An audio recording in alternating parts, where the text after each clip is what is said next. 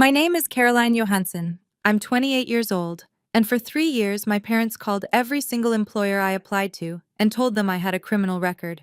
I didn't. I've never been arrested. I've never even had a parking ticket. But by the time I was 27, I was living in a homeless shelter, washing my hair in a gas station sink, and eating one meal a day, because no one in a 50-mile radius would hire me. My dad would text me once a week, his same message every time. Come home and apologize and maybe I'll stop.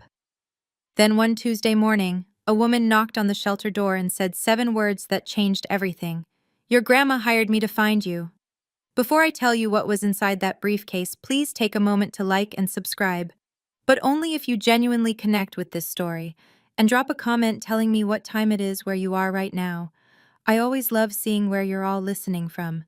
Now, let me take you back to Harlan, Ohio, the week after my 25th birthday, the day I decided I was done asking permission to have a life. Harlan, Ohio. Population 4,000 and change. One grocery store, one high school, one diner that's been serving the same meatloaf since 1987. The kind of place where everyone waves from their porch and knows whose truck is parked where it shouldn't be. The Johanssons, that's us. We were considered decent folks. My dad, Gerald, that worked as plant manager at the Harlan manufacturing facility for 19 years before it shut down. My mom, Denise, volunteered at the food drive every Thanksgiving. On paper, we were the family people pointed to and said, "See? That's how you raise a daughter." Behind the front door, things ran on a different set of rules. I didn't have my own house key until I was 20. I wasn't allowed to drive more than 10 miles without calling ahead. When I was 14, and I started bussing tables at the Route 30 diner after school. Minimum wage, nothing glamorous. My paychecks went straight into a joint bank account my mom opened for safekeeping. I never saw a statement. I never asked. That's how things worked. I graduated valedictorian, top of my class. I had a guidance counselor who pulled me aside senior year and said, "Caroline, you could get scholarships, real ones." I brought the brochures home. My dad didn't even open them. And he set them on the counter and said, "College is for people who can't work with their hands." So I stayed. I cleaned. I cooked. I mowed the lawn and helped my mom with the garden and listened to my dad talk about how the world was falling apart every night at dinner. And every night he'd look at me across that table and say the same thing. "You've got a roof, food, and family. What else does a girl your age need?" For a long time I didn't have an answer. The week after I turned 25, something shifted. It wasn't dramatic. There was no fight, no breaking point. I was standing in the kitchen, scrubbing the same cast-iron skillet I'd been scrubbing since I was 12, and a thought landed in my head like a rock through a window. I'm going to be 40 years old, standing in this exact spot, doing this exact thing. That scared me more than anything my dad had ever said. The next morning, I walked to the Harlan Public Library. And I sat down at one of the public computers in the back row, the ones with the sticky keyboards and the 15-minute time limits. And I created a new email address. Not the family one my mom monitored, a new one, just mine. I found a listing for a hardware store in Millfield, 20 minutes east. They needed a sales associate, full-time, 9 to 5, benefits after 90 days. I typed up my application with 2 fingers and hit send before I could talk myself out of it. 2 days later, as an email came back, they wanted to interview me. Thursday at 10. I read that email 3 times. I closed the browser. I walked home with my hands shaking, not from fear, but from something I hadn't felt in years. I think it was hope. That night at dinner, something was off. My dad sat at the head of the table, fork in one hand, newspaper folded beside his plate. He looked at me once, just once, with an expression I couldn't name. My mom stood at the sink with her back to both of us, washing dishes that were already clean. Nobody said a word. The next morning, I drove to Millfield for that interview. The manager shook my hand at the door. He smiled. Then he sat me down, and his smile disappeared. His name was Bill. Mid-50s, reading glasses on a chain around his neck. He had my application printed out on the desk between us. "Caroline," he said, "I'm going to be straight with you." "Okay. Is there anything in your background we should know about?" I blinked.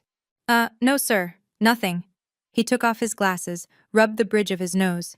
"We received a phone call yesterday. Someone I'm not going to say who, mentioned a felony theft charge. The room tilted. I gripped the armrest of my chair. That's not true. I've never been arrested. I've never stolen anything in my life. Bill looked at me, and I could see it. He wanted to believe me. But he also had a business to run and a phone call sitting in his ear. I'm sorry, he said. We can't move forward. I drove home in silence. No radio, no crying, just the white lines on Route 30 blurring past. When I pulled into the driveway, my dad was sitting on the porch, newspaper open across his lap. He didn't look up. How was your day, sweetheart? I stood there, keys in my hand, staring at the back of his newspaper. He turned a page. Slow. Casual. Fine, I said. Good. He folded the paper. Your mom made pot roast.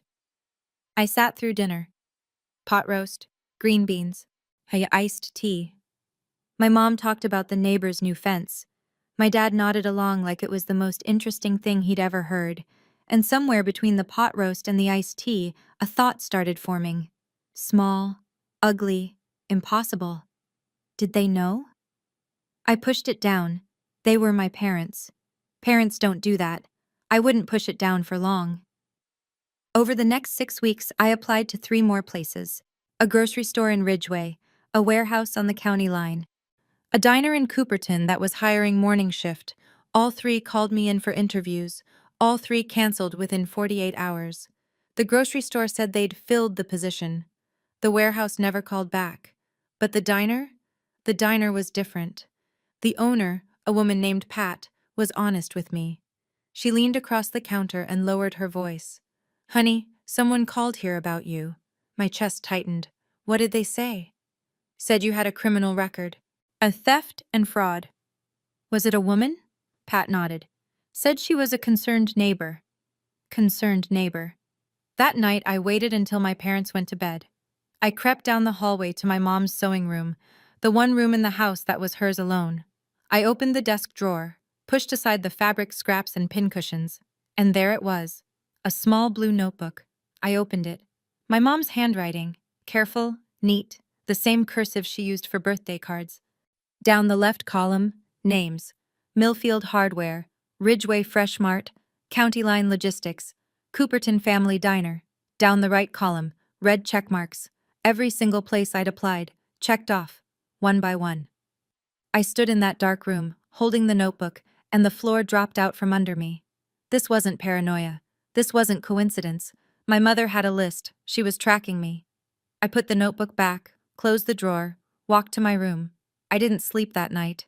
And I just lay there, staring at the ceiling, turning one question over and over. How do you fight the people who are supposed to protect you? The next morning, I placed the blue notebook on the kitchen table. My mom was pouring coffee. My dad was buttering toast. The radio was playing some old country station. Everything normal. Everything ordinary. Mom, I said, explain this. Denise looked at the notebook. Her hand stopped mid-pour. Coffee pooled on the counter. Then the tears came. But you went through my things? Her voice cracked on cue. Is this how I raised you? Going through your mother's private belongings? You called my employers, every one of them. You told them I'm a criminal. I did it because I love you. She pressed a hand to her chest. The world out there is dangerous. You have no idea what can happen to a girl alone. I'm 25, Mom. I'm not a girl. My dad set his toast down. He didn't raise his voice. He never did. We're protecting you. Oh, Caroline, you think you can survive out there? You can't even cook for yourself. I've cooked every meal in this house since I was 16. He ignored that. Drop this. Right now. I'm going to call the police. Gerald laughed, one short breath through his nose. And tell them what? That your mom made a phone call? They'll laugh you out of the station. I looked at my mother, tears running down her face, coffee still pooling on the counter. I looked at my father, calm as Sunday morning, and buttering his second piece of toast. If you don't stop, I said, I'm leaving. He didn't blink. You walk out that door. You walk out with nothing. No money, no papers, nothing. I thought he was bluffing. He wasn't. I packed that night, one backpack, 2 changes of clothes, a toothbrush, my phone charger, and a photo of my grandmother that I kept in my nightstand. When I opened the front door, my mom was standing in the hallway, arms crossed, face dry now. The tears were gone, yet replaced by something harder. "If you leave," she said, "you're dead to us." My dad stood behind her, arms folded, filling the hallway like a wall. He didn't say a word. He didn't need to.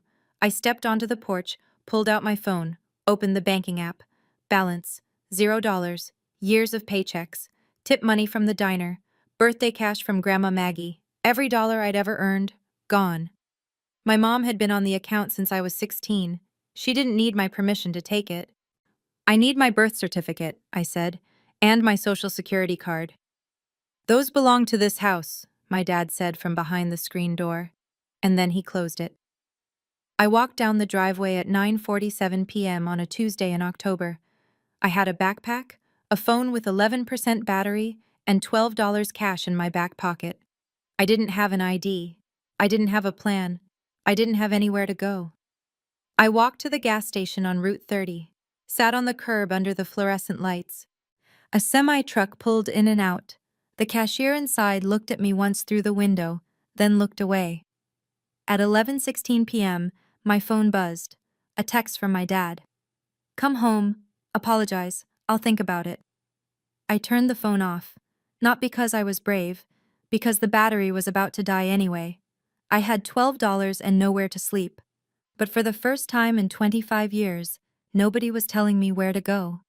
I found the Harlan Community Shelter 2 days later, and a woman at the gas station counter, the same one who'd looked away that first night, told me about it on my second morning of sleeping in the bathroom stall. She didn't ask questions. She just wrote down an address on a napkin and slid it across the counter. The shelter was a converted warehouse on Mill Street. 20 beds, a shared bathroom, and a kitchen run by volunteers. It smelled like industrial cleaner and reheated soup. The fluorescent lights buzzed all night. Linda Marsh ran the place. 47, short hair, reading glasses she kept pushing up her nose. She didn't ask me why I was there. She handed me a towel and pointed to bed 14. "You don't have to explain why you're here," she said. "You just have to want to get back up." I was the youngest person in the shelter by at least 15 years. I started the process of replacing my documents. Filed for a new birth certificate through the mail. 6 to 8 weeks, they said. Went to the DMV for a temporary ID, but without my social security card or any supporting documents, I got shuffled into a backlog. Come back in 3 weeks, then come back again. While I waited, I washed dishes at the shelter in exchange for an extra meal. I swept the floors. I organized the supply closet. I needed to be useful. I needed to be moving. And I kept applying for jobs, this time farther out. 30 miles, 40. Places my parents had never heard of, in towns they'd never been to. Yet I told myself, distance would fix it. If I went far enough, their reach would end. I was wrong about that too. The restaurant was in Granton, 35 miles south. A family place, checkered tablecloths, daily specials on a whiteboard. They needed a hostess. I applied online at the library and got an interview the same week. I borrowed a blouse from another shelter resident. Took the county bus at 6 a.m. The manager's name was Dave. He seemed decent. Shook my hand. Said they'd let me know by Friday. Thursday morning, Dave called. I picked up on the first ring. "Caroline, I'm sorry. We've decided to go in a different direction." My stomach dropped. "Can I ask why?" Pause. Long pause. "Someone emailed us a document. Looked like a police report." I sat down on my shelter bed. A police report. It wasn't a phone call this time? No, an email with an attachment. Looked official. A document, typed, formatted, and sent from an anonymous email to a restaurant 35 miles away. My father spent 19 years as a plant manager. He knew how to write memos. He knew how to format official-looking paperwork. He had a printer, a scanner, an old company letterhead that looked close enough to something authoritative if you didn't look too hard. They'd upgraded. Phone calls weren't enough anymore. Then now there were documents. Fabricated evidence designed to look like something a background check might produce. That evening, sitting on bed 14, my phone buzzed. Unknown number, but I knew the cadence. "Still cold out there? Doors still open, for now." I stared at that message for a long time. Then I deleted it. But something else stuck with me that night. Something Linda had mentioned 2 days earlier. A woman had come to the shelter asking about me. A woman I didn't know. She'd left a business card. I hadn't thought much of it then. Now I couldn't stop thinking about it. He called on a Sunday. I don't know why I picked up. Maybe because it was raining and the shelter roof leaked over bed 12 and I was tired in a way that sleep doesn't fix. Come home, Caroline. Stop calling my employers. I don't know what you mean. I've seen the notebook, Dad. What notebook? Mom's, with the check marks. Silence. 5 seconds. 10. When I could hear the kitchen faucet running in the background, the same faucet that dripped for 3 years because he never fixed it. You're confused, he said. You've always been confused. I'm not confused. I'm unemployable, because of you. You're unemployable because you're not ready for the real world. That's what I've been trying to. I'm hanging up. You hang up, you lose this family. I already lost it. I pressed the red button, set the phone face down on the mattress, but my hands were shaking. Not from fear, from the effort of keeping my voice steady for 2 minutes and 14 seconds. I didn't call back. He didn't call again. From that point forward, it was only texts. Once a week, sometimes twice. Always the same tone. A door held open just enough to remind me it could close. Thanksgiving's coming. Your mom's making pie. Saw your friend Katie at the store. She asked about you. Getting cold, shelter can't be warm. Each one a fishhook. And each one designed to make me feel like the problem was mine. That I was the one who'd left. The one who'd broken the family. The one who needed to come crawling back. I saved every text. I didn't know yet what I'd do with them, but something in me said, keep everything. It was the smartest thing I did that year. After I hung up that phone, I sat on my shelter bed and stared at the ceiling for a long time. I kept thinking, why? Why would your own parents rather see you homeless than independent? I still don't fully have that answer. But I want to ask you, have your parents ever destroyed an opportunity for you and then acted like they were doing you a favor? If that hits close to home, I'd really love to hear your story in the comments. In the quiet nights at the shelter, and they were all quiet, just the hum of the baseboard heater and someone coughing 2 beds over, I thought about my grandma, Aunt Margaret Johansson. Everyone called her Maggie. She lived on a 40-acre farm outside of Ridgeway, about 40 minutes from Harlan. Chickens, a half-acre garden, and a barn she painted white every spring because she said it kept things honest. She sold the farm 3 years before she died. I was 23 when she passed. Heart failure, quick, the way she would have wanted. At the funeral, my dad cried exactly once, during the eulogy, then went back to shaking hands and accepting casseroles. But I kept thinking about the last time I saw her alone. It was maybe a year before she died.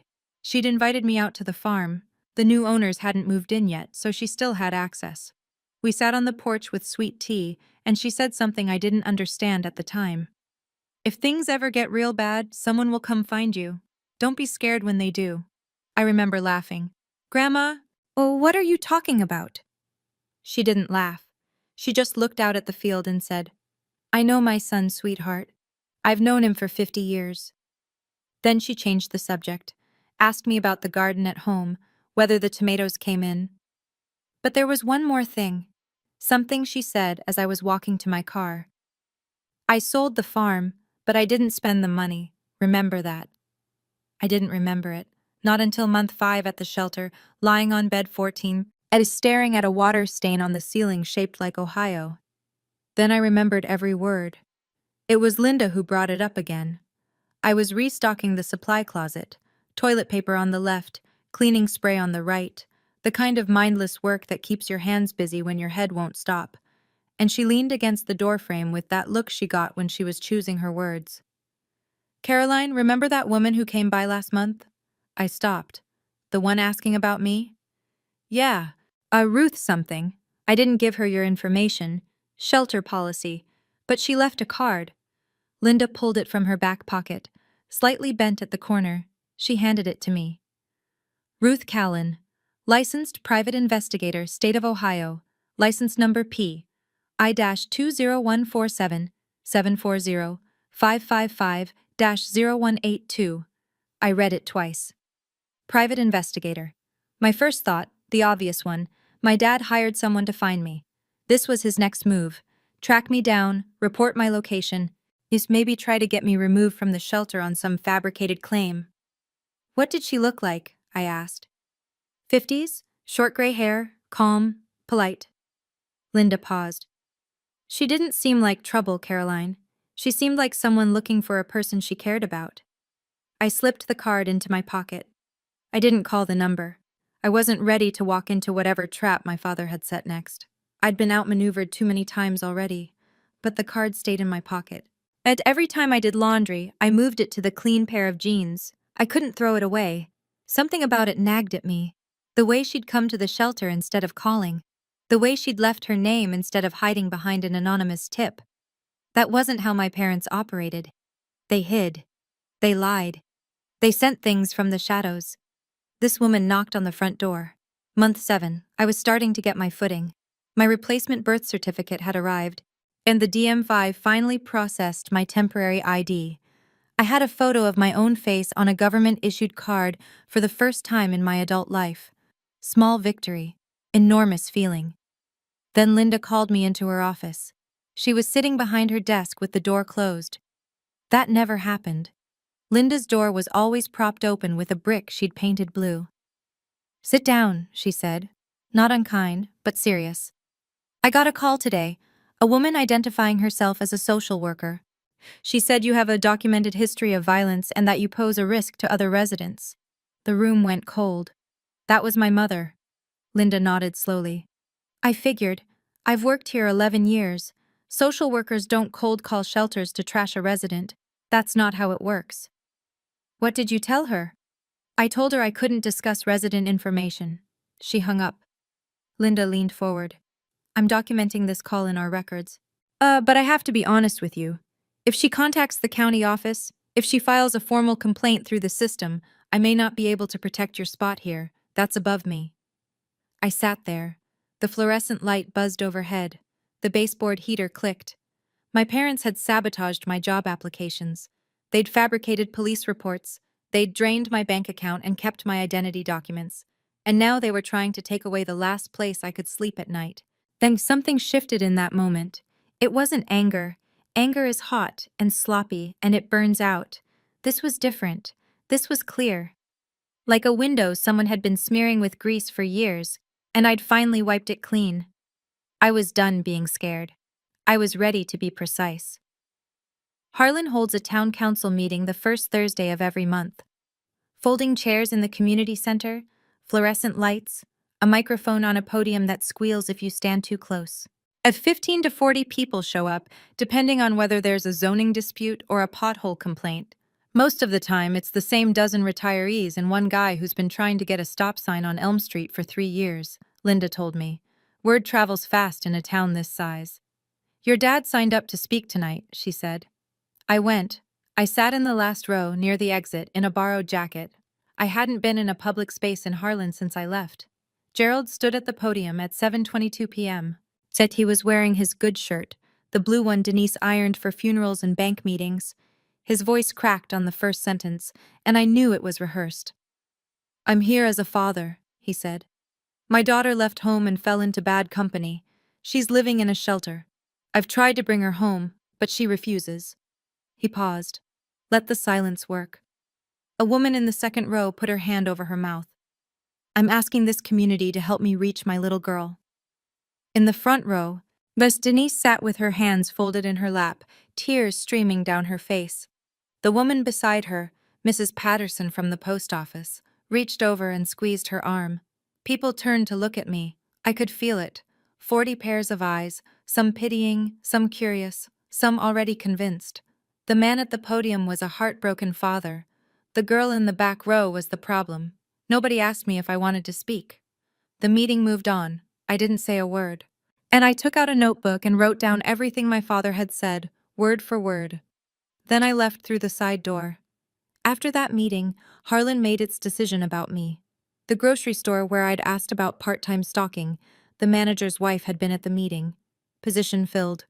The gas station attendant who used to nod at me started looking past me. At the shelter, one of the volunteers, a retired teacher named Barb, pulled me aside during lunch. Honey, maybe you should just go home. Your daddy's heartbroken. I set my spoon down. Did you hear his speech? Everyone heard it. That poor man, standing up there, begging for his little girl to come home. I wanted to scream. I wanted to pull out my phone and show her the texts. Come home. Apologize. I'll think about it. I wanted to describe the blue notebook with the red check marks and the fake police report and the phone call to the shelter claiming I was violent. But I didn't. But because I'd learned something in those 7 months. When your accuser cries in public, nobody listens to the accused. A few days later, someone from a local congregation called the shelter. Not any specific church, just a concerned member of the faith community, suggesting a family reconciliation meeting. Linda politely declined on my behalf. The walls were closing in. My parents had turned the entire town into their surveillance system. Every sympathetic neighbor, and every well-meaning volunteer, every person who saw Gerald's trembling lip at that podium, they all became extensions of the trap. But I kept thinking about what my grandmother said. Someone will come find you. And I kept thinking about that business card in my pocket. Ruth Callan, private investigator. I had nothing left to lose. The shelter was the last wall between me and the street. That night, I pulled the card out and called the number. She came the next morning. 8 a.m., sharp. And Linda let her in. Ruth Callan was exactly as Linda had described. Mid-50s, short gray hair, no jewelry, no nonsense. She wore a plain navy jacket and carried a brown leather briefcase that looked older than I was. She sat on the folding chair next to my bed. Shelter was mostly empty. Everyone else was at the day center or out looking for work. Caroline Johansson? That's me. She set the briefcase on the bed between us. On the leather, as in faded black ink, handwriting I recognized, were 5 words. For Caroline, when she's ready. My grandmother's handwriting. The air left my lungs. My name is Ruth Callan. I'm a licensed private investigator in the state of Ohio. Your grandmother Margaret hired me 10 years ago. 10 years. I would have been 18. She paid me a retainer, up front, for a decade of periodic surveillance on your parents. Her instructions were specific. Ruth paused. And give her this. How did you know it and give her this? How did you know it was bad enough? Ruth looked at me, steady. When your mother called the shelter pretending to be a social worker, I was already monitoring the situation. I'd been tracking the calls to employers for 2 years. I have records of 37 separate contacts your mother made. As I have copies of the fabricated documents your father created, I have everything. I stared at the briefcase. My grandmother's handwriting. A decade of planning. An old woman on a sold farm, looking 10 years into the future and seeing exactly what would happen. She predicted this, Ruth said quietly. Almost to the year. I reached for the clasp. Inside, on top, was a sealed envelope, cream-colored. My name in Grandma Maggie's handwriting, the same cursive she used on birthday cards. Reading this, things have gotten bad. I'm reading this, things have gotten bad. I'm sorry I couldn't stop your father while I was alive. I tried. I spent 30 years married to a man just like him, your grandfather, and I know how the walls close in, how they make you think the cage is normal. But I spent my last years making sure you wouldn't be trapped forever. Inside this case is your way out. Use it wisely. Don't use it for revenge. Use it for freedom. I love you more than he ever let me show. Grandma Maggie. I set the letter down. My hands were steady. My eyes were not. Ruth waited. Then she opened a second compartment in the briefcase and pulled out a thick manila folder. She laid it on the bed and opened it. 5 years of documentation. Organized by date. Tabbed. But recordings of Denise's phone calls, 37 of them, where she identified herself as a concerned neighbor, a family friend, and in 2 instances, a social worker. Each recording had a date stamp, a phone number, and a transcription. Copies of emails sent from an anonymous account traced to the Johansson household IP address, containing attachments that mimicked police reports. Ruth had screenshots and metadata, photographs of the blue notebook, taken through the Johansson kitchen window during one of Ruth's periodic surveillance visits. I looked at Ruth. Is this admissible in court? Every bit of it, Ohio is a one-party consent state for recording, and I was hired as a licensed PI. My documentation follows chain of custody. I closed the folder, opened it again, closed it. There's one more thing, Ruth said. At the bottom of the briefcase beneath the folder was a large yellow envelope. As it was sealed with a wax stamp, not decorative, just practical, the kind a lawyer uses. In the upper left corner, Law Office of Philip Dern, Millfield, Ohio. I slid my finger under the flap. Inside, a stack of legal documents, paper-clipped and tabbed in blue. Ruth spoke while I read. Your grandmother sold her farm 10 years ago for just under $300,000. She placed the proceeds in a revocable trust, which became irrevocable upon her death. But the trust has been managed conservatively, certificates of deposit, treasury bonds, by a fiduciary at Mr. Dern's office. I looked at the number on the summary page. Then I looked again. $340,000. The sole beneficiary, Ruth continued, is you, Caroline Ann Johansson. No other parties are named. Your father has no knowledge of this trust. Your grandmother was explicit about that. She instructed Mr. But Dern to have no contact with Gerald or Denise under any circumstances. I put the papers down on the bed. The shelter mattress sagged under the weight of them. Or maybe that was me. Why didn't she just give it to me before? She wrote a note to Mr. Dern about that. She said, and I'm paraphrasing, if I give it to her now, Gerald will find a way to take it. She has to need it first. I looked at my grandmother's handwriting on the briefcase. For Caroline? Why, when she's ready. To access the funds, Ruth said, you'll need to visit Mr. Dern in person with valid identification. A birth certificate or state-issued ID will work. I reached into my back pocket, pulled out the temporary ID I'd gotten from the DMV 2 weeks earlier, the one I'd fought 3 months to get. It was the right time. She'd planned for everything. Philip Dern's office was above a hardware store in downtown Millfield. Narrow staircase, glass door with gold lettering, and a waiting room with 2 chairs and a fern that had seen better decades. Ruth drove me.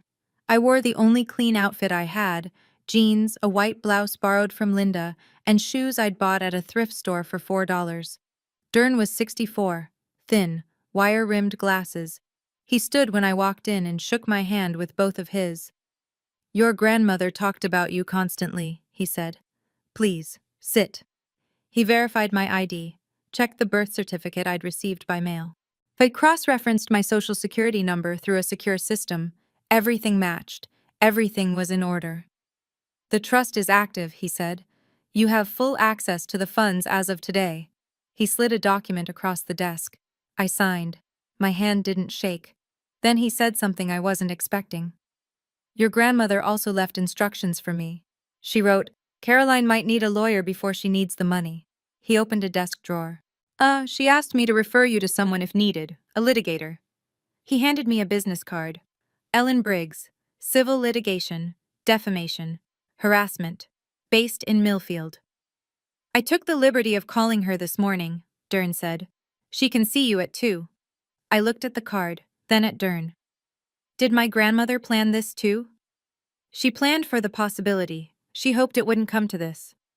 I called Ellen Briggs at 1:45. I was in her office by 2:10.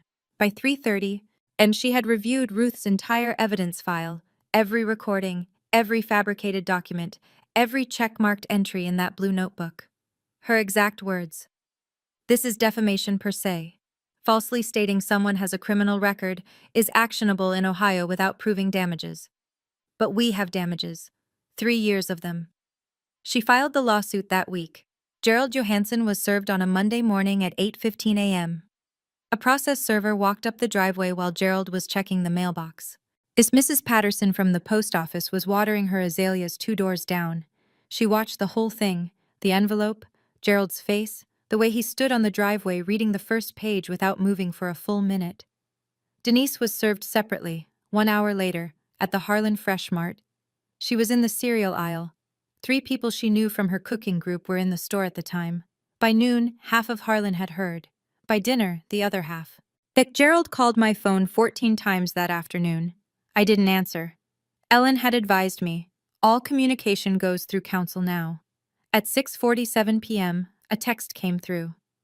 You're going to regret this. I'm your father. Ellen logged it. Exhibit 47. The following day, Denise started her campaign. She called 5 neighbors in a single afternoon. Through tears, always tears, she told each one the same thing. My daughter is suing me because I loved her too much. But something had shifted. The lawsuit was filed in county court. Court records in Ohio are public, and people in small towns read court records the way they read the church bulletin, thoroughly. By the end of the week, someone at the diner had pulled up the complaint online. The summary was right there in black and white. Fabricated police reports, impersonation of a social worker, 37 documented calls to employers over a 3-year period. For the first time, as someone asked Denise the question she hadn't prepared for. It was Tom Adler, Gerald's neighbor of 30 years. He ran into her at the gas station. Denise, is it true you called her employers? She didn't answer. She got in her car and drove home. Gerald signed up to speak at the next town council meeting. Of course he did. The podium had worked once. He thought it would work again. This time the room was full. 60 people, maybe more. Folding chairs pulled from the storage closet. The people standing along the back wall. This wasn't about potholes anymore. I sat in the 3rd row. Not the back. The 3rd row. Ellen Briggs sat beside me, legal pad on her lap, pen in hand. She wore a gray blazer and an expression that gave away nothing. Gerald took the podium at 7:15. Most of you know me, he said. I've lived in Harlan my whole life. I coached Little League, I served on the planning committee. Oh, and now my own daughter is trying to destroy this family with a frivolous lawsuit. He gripped the sides of the podium. She's been influenced by outsiders, lawyers, people who don't know this family. I'm asking this community to stand with me. He looked at me. I looked back, didn't flinch. The room was silent. Then Ellen stood up. My name is Ellen Briggs.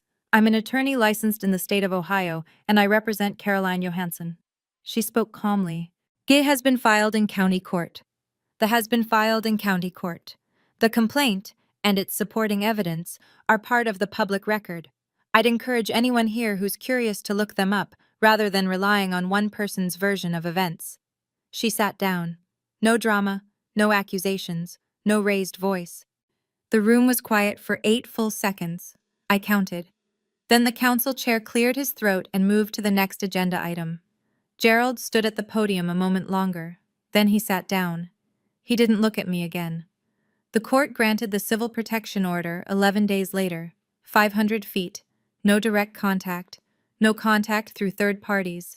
No phone calls, no texts, no letters, no emails, no messages relayed through neighbors, friends, or anyone else. Gerald violated it within the first week. He borrowed his neighbor's phone, a man named Dale who didn't know any better, and texted me, "This isn't over, Caroline." Ellen documented it, filed it with the court. Gerald received an official warning from the judge. One more violation, and he'd face contempt charges. The defamation case moved forward. Ellen submitted Ruth's evidence package, the recordings, the call logs, the fabricated documents, the metadata linking the anonymous emails to the Johansson household, 37 calls, 5 forged police reports, 3 years of systematic interference with my ability to earn a living. Gerald hired a lawyer, a low-cost attorney from 2 counties over who looked like he'd rather be anywhere else. After reviewing the evidence, he called Ellen and recommended settlement. Gerald refused. I'm not settling with my own daughter. His attorney withdrew from the case the following week. Gerald didn't hire a replacement. Meanwhile, the court records were doing their work. In Harlan, public documents are public conversations. People read, people talked. Did you see the part about the social worker call? She made 37 calls. Gerald faked a police report. Gerald Johansson? At the Harlan Diner, where I used to bus tables at 14, the cook told a regular, "That girl applied here once. I turned her down because of a phone call. I feel sick about it." The truth doesn't need a podium, it just needs to be accessible. Slowly, then all at once, Harlan started reading. Denise was the first to feel it. The Thursday Cooking Circle, a group of 8 women who'd been meeting at each other's houses for 15 years, sent her a message through the group organizer. "We think it's best if you take a break for now, Denise, just until things settle down." things were not going to settle down. Gerald went to the coffee shop on Main Street, his booth, his morning routine for 20 years. The booth was occupied. By nobody. People just weren't sitting there. He took a table by the window. No one joined him. The waitress refilled his coffee without making eye contact. Tom Adler, his neighbor, the one who'd asked Denise the question at the gas station, came to the house. "Jerry, I've known you 30 years. Gerald stood in the doorway, one hand on the frame. Did you really fake a police report? Gerald closed the door in his face, didn't say a word. On the legal side, things accelerated. Dave, the restaurant manager in Granton who'd canceled my interview after receiving the fake police report, he called Ellen's office, voluntarily. He said he was willing to testify. He still had the email with the forged attachment saved in his inbox. Bill from the Millfield hardware store came forward too. He'd kept a note about the phone call in his hiring file. He remembered the date. He remembered the voice. I didn't participate in any of this. I didn't call anyone. I didn't post anything. I didn't go door to door telling my side. I didn't have to. The evidence existed. The court records were public. And the people of Harlan, for all their flaws, could read. The town didn't turn on Gerald because I asked them to. They turned because the math stopped adding up. Gerald didn't show up to court. After his attorney withdrew, he represented himself for exactly one filing, a handwritten response that read, in full. This is a family matter, and the court has no jurisdiction over a father's right to protect his child. The judge disagreed. When Gerald failed to appear for the hearing, Ellen moved for a default judgment. The court granted it. Defamation per se. Tortious interference with prospective employment. Fed damages, $85,000. Calculated from 3 years of lost income and documented harm. Gerald didn't pay. Ellen filed a lien on the Johansson house. I was sitting in Philip Dern's office when the judgment came through. He printed it out and handed it to me across the same desk where I'd signed the trust documents 2 months earlier. "How do you feel?" he asked. "Tired," I said, and I meant it. That same week, Dern offered me a job, and not out of charity. He'd been watching me organize Ruth's evidence files, build timelines, cross-reference dates. "I need an administrative assistant," he said. "You're the most organized person I've met in 40 years of practice." I started the following Monday. $16.50 an hour.